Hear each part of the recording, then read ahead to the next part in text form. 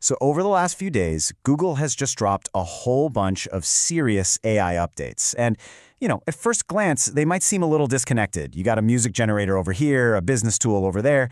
But when you start to connect the dots, a much, much more ambitious picture starts to emerge. Let's break it all down. And it all starts with this. Yep, that is an actual lyric generated by Google's new AI. It's kind of quirky, a little unexpected, and honestly, it perfectly captures the wild new world of AI-powered creativity we're about to jump into. So just think about that for a second. What if you could really do that? I'm not talking about just a simple little melody, but a full track with vocals, lyrics, instruments, all just by describing what you want? Well, that's not a what if anymore. And that brings us to Lyria 3.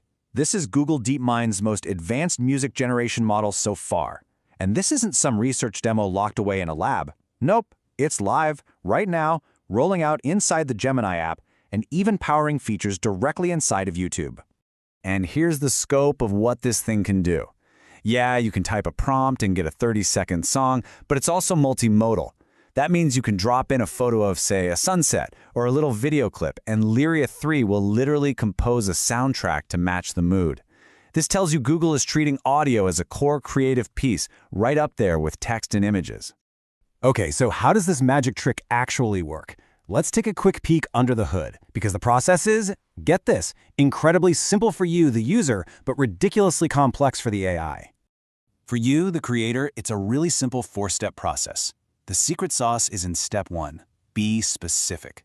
The more detail you give it, the genre, the mood, the instruments, the better your results are going to be. Then you just fine-tune the style, hit generate, and boom! In seconds, you get the audio file, the lyrics it wrote for you, and even custom cover art. And this number right here, this is important.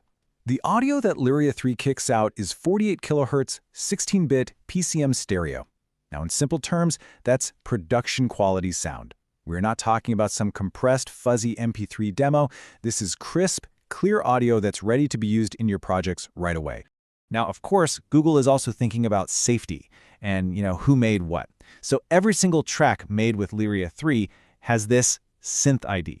Think of it like a digital watermark that's baked right into the audio waveform. You can't hear it, but it's there. This is Google's answer to those huge copyright questions, making sure that AI-generated content can always be identified. So how does Lyria 3 really stack up against competitors like Suno or Udio? Well, the key difference isn't about the length of the song. It's all about integration. While other platforms are out there focusing on making full-length songs, Google is embedding this super powerful tool right where creators already live and work, directly inside Gemini in YouTube. All right, so we've seen the tech, but how does this actually help people?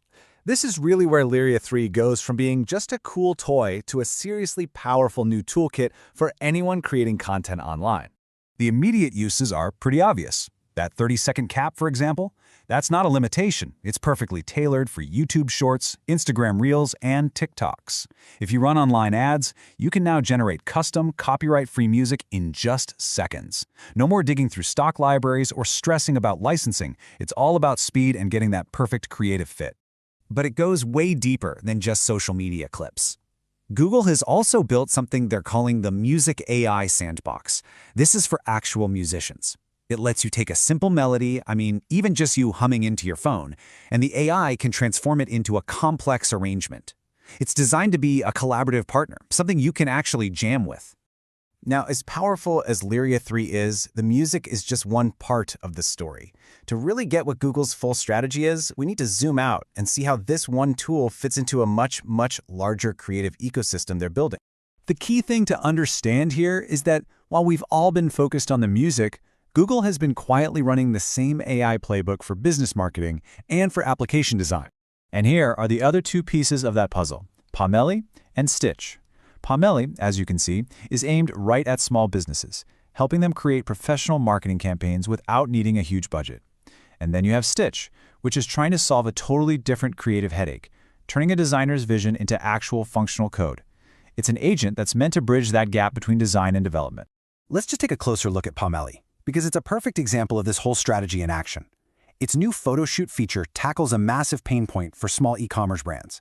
Getting professional product photography is crazy expensive and it takes forever. Now, a small business can just upload a simple picture of their product, pick a theme, and generate a whole campaign's worth of polished marketing images.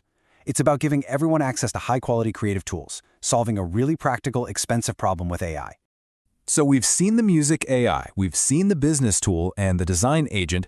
What happens when you put them all together? Well, this is where we finally start to see Google's real master plan taking shape. And here it is. The real story isn't just about a cool new music generator. It's a strategic shift. Google is moving away from just announcing these individual separate AI models and is now focused on building a single continuous creative stack where music, visuals, design, and even code all start to blur into one seamless workflow. And that leaves us with a pretty fascinating question for the future, right? We're heading into an era where the most valuable creative skill might not be mastering a single piece of software, but learning how to conduct this entire orchestra of interconnected AI agents. What does that mean for creators? Now that's something to think about.